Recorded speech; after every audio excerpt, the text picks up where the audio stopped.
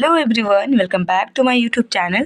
तो आज अब हम लोग पेपर 4 का, क्योंकि पेपर 3 का काफ़ी कुछ अपलोड कर दिया गया है। अगर आप नहीं देखे तो प्लेलिस्ट सबका बना दिया गया है, ठीक है। आप प्लेलिस्ट एक बार जाके आप चेक करिए, आपको सारा नोट्स मिल जाएगा। बस एक टॉपिक बाकी है, यूनिवर्सल ग्रामर। तो अगर आप कमेंट करके बताना, कल आपका एग्ज़ाम है तो अगर किए होंगे तो ठीक है, और नहीं किए होंगे तो उसका भी लेक्चर अपलोड कर दिया जाएगा। तो आप कमेंट करके ज़रूर बताना कि आपको चाहिए या नहीं चाहिए, ठीक है। तो पाठ्यक्रम हम लोग समझेंगे ये पेपर 4। अब हम लोग पेपर 4 का लेक्चर ये करेंगे, पेपर 4 का वीडियोज़ देखेंगे।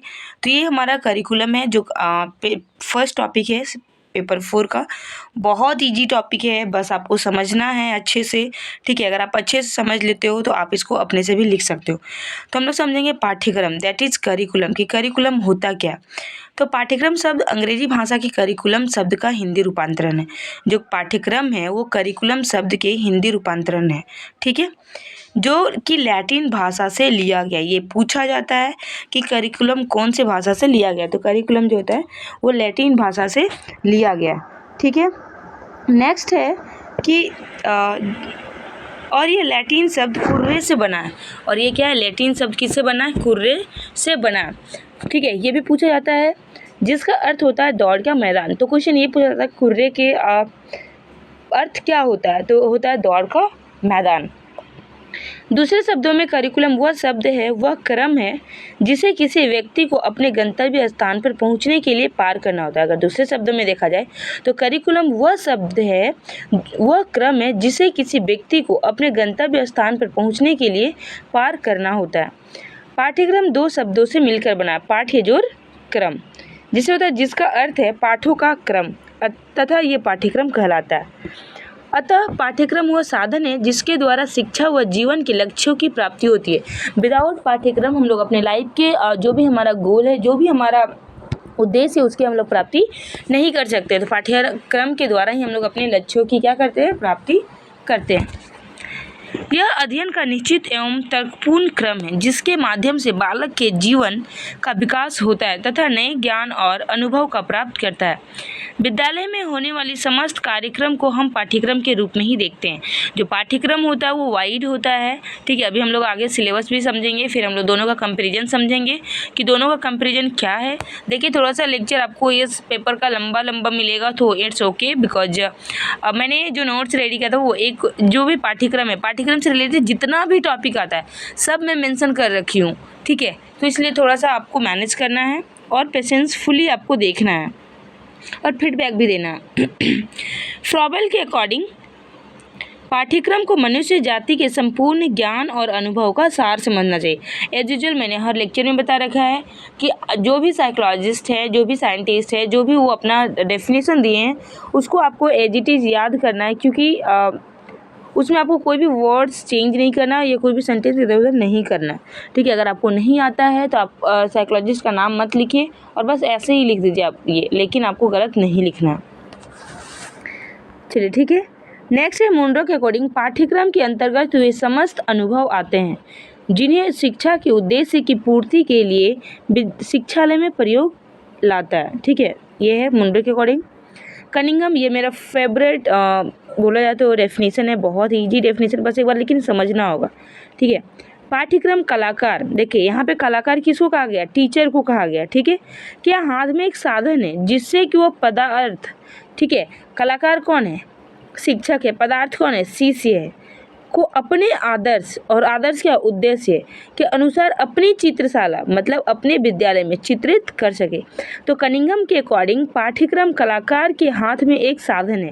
कलाकार यहाँ पे कौन है, अध्यापक है, जिससे कि वह पदार्थ को मतलब कि शिष्य को अपने आदर्श के अनुसार अपनी चित्रशाला में चित्रित कर सके, मतलब अपने विद्यालय में चित्रित कर सके, ठीक है। तो ये सब डेफिनेशन है।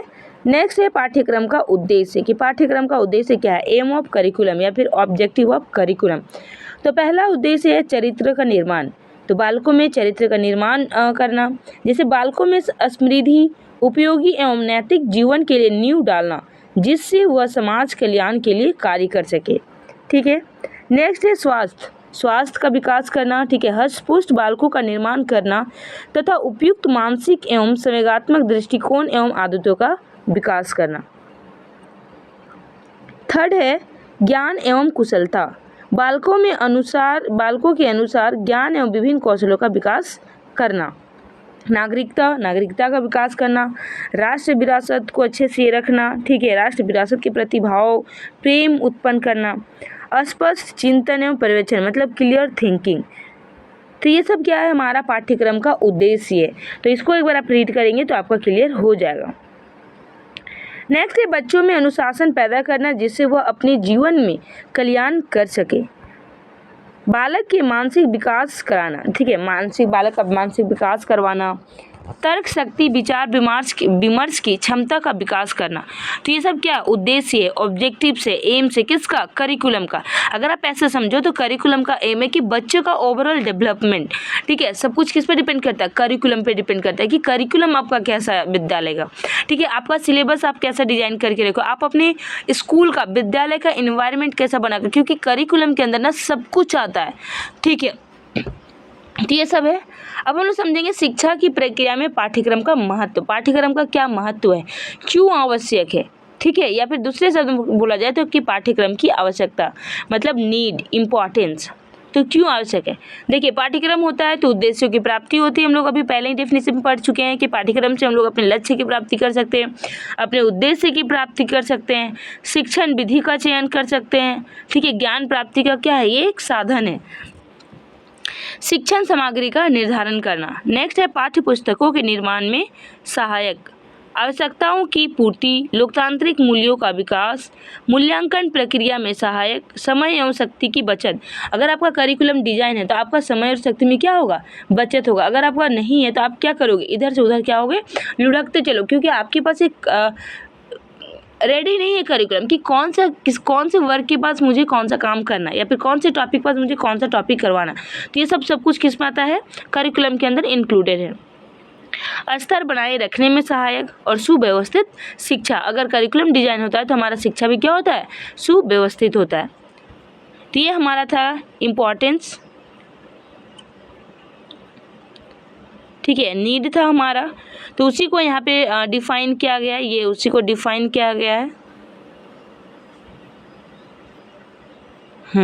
देखिए कि सुव्यवस्थित शिक्षा की व्यवस्था, तो आप इसको रीड कर सकते हैं, वरना मैं जैसे समझा दूँ आपको ये लिख सकते हैं कि पाठ्यक्रम के द्वारा प्रचलित शिक्षा प्रणाली को व्यवस्थित किया जा सकता है।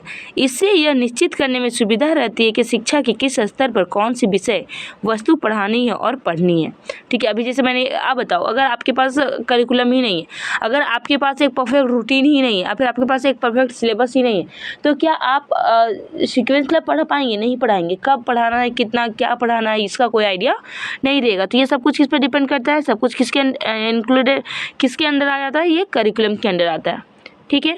जिसे उद्देश्यों की प्राप्ति, समाज तथा शैक्षिक आवश्यकताओं को पूरा करने के लिए सर्वप्रथम शिक्षा के उद्देश्यों का निर्धारण किया जाता है। इन उद्देश्यों की प्राप्ति के लिए पाठ्यक्रम का निर्माण तथा विकास किया जाता है। पाठ्यक्रम के अभाव में शैक्षिक उद्देश्यों की प्राप्ति असंभव। आप खुद बताओ ना, अगर आपके पास पाठ्यक्रम ही नहीं है, एक अच्छा करिकुलम डिजाइन ही नहीं है, तो आप कैसे अपने उद्देश्य की प्राप्ति कर पाओगे, क्या कर पाओगे, नहीं कर पाओगे, क्योंकि टाइम से आप कंप्लीट नहीं करोगे अपना चैप्टर, टाइम से अपना सब्जेक्ट कंप्लीट नहीं होगा, फिर आप कैसे ही एक्सपेक्ट कर सकते हो कि आप अपने उद्देश्य, अपने लक्ष्य की प्राप्ति करोगे। तो इस तरीके से सबका यहाँ पे डील किया हुआ है, सबका डिटेल दिया हुआ है, तो आप इसको एक बार रीड कर सकते हैं। अदरवाइज आप जितना समझे हैं आप उसको अपने वर्ड्स में भी, अपने आप वे में भी आप लिख सकते हैं। तो चलो मैं प्ले कर दे रही हूँ, आप इसको पॉज करके कर सकते हैं।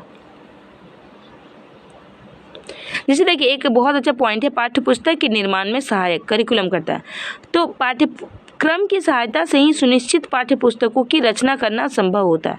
पाठ्यक्रम के अभाव में सामान्य पुस्तकें तो लिखी जा सकती है, पाठ्य पुस्तकें नहीं। मतलब पुस्तकें लिखी जा सकती है लेकिन पाठ्य पुस्तक नहीं लिख सकते आप, ठीक है। तो ये बहुत इंपॉर्टेंट चीज़ है, ये आवश्यकता की पूर्ति करती है। तो इस तरीके से आपको यहाँ पे डिटेल दिया हुआ है, ठीक है। तो ये पूरा यहाँ पे दिया हुआ है, डील किया हुआ है। तो होप आपको ये समझ में आया होगा पाठ्यक्रम, इंपॉर्टेंस ऑफ पाठ्यक्रम और एम्स और ऑब्जेक्टिव ऑफ पाठ्यक्रम। मिलते हैं हम लोग नेक्स्ट वीडियो में। Till then keep learning, keep shining. Thank you.